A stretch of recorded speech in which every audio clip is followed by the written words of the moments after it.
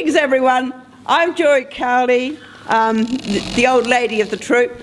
I'm writer, storyteller, and like most of you, a very passionate foodie. Hands up, those of you here who are in the middle of a beautiful meal and talking about the next meal.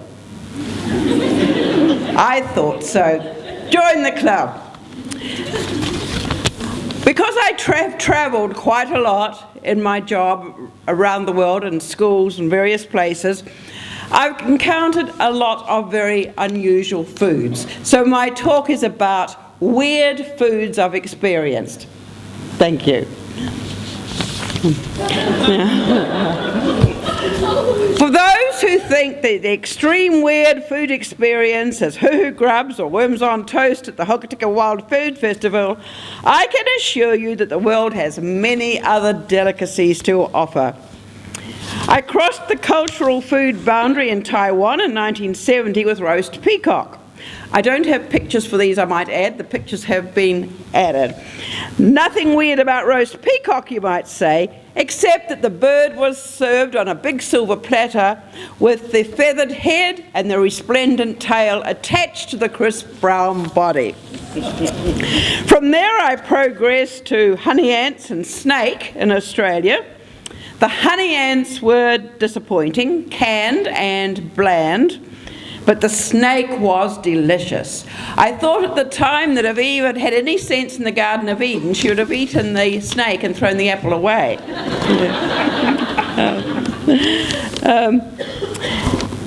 In France, I developed a taste for chitterlings. Who's had chitterlings here in France?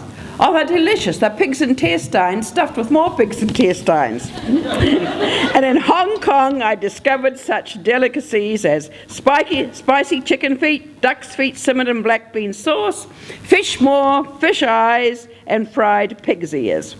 They were all delicious, but I have to say that I didn't enjoy the great delicacy, bird's nest. Has anyone tried that? It tastes the way pigeon droppings smell. In South Africa, the big game parks occasionally need to cull some of their animals. And more often than not, the meat appears in park restaurants and as dried biltong. So I've had crocodile, impala, buffalo, and kudu. But I've also chewed on some very hard biltong that tastes like I felt as though I was chewing somebody's old leather belt. But I kept going at it so that I could say that I'd eat an elephant. In North Alaska, I've been in Native American villages and I've eaten seal and reindeer meat. And in the far north, I was given fermented whale meat. In Arctic desert, where there is no vegetation, whale and walrus provide a balanced diet for the people. The meat is cut into cubes, it's put in plastic bags, and it's buried against the permafrost. Slow fermentation takes place so that the meat is slightly fizzy, quite delicious, and would you believe it, it's alcoholic. You can only eat so much before you get legless. My extreme weird food experience was in Alaska in a village on the Bering Strait. I've been there visiting the schools. And the native teachers at the schools had prepared a traditional meal. Now, teachers from the southern states told me they're going to offer you blueberry ice cream, but they know that we people don't eat that, so they won't be offended if you refuse. Of course, that made me determined that I was going to eat it. Well, blueberry ice cream is not ice cream as we know it. A large amount of reindeer fat is whipped by hand until it's soft. Then the seal oil is added, and finally, blueberries. These are those little blueberries gathered from the tundra. Now, you could approximate it here if you put blueberries into a mixture of beef dripping and cod liver oil.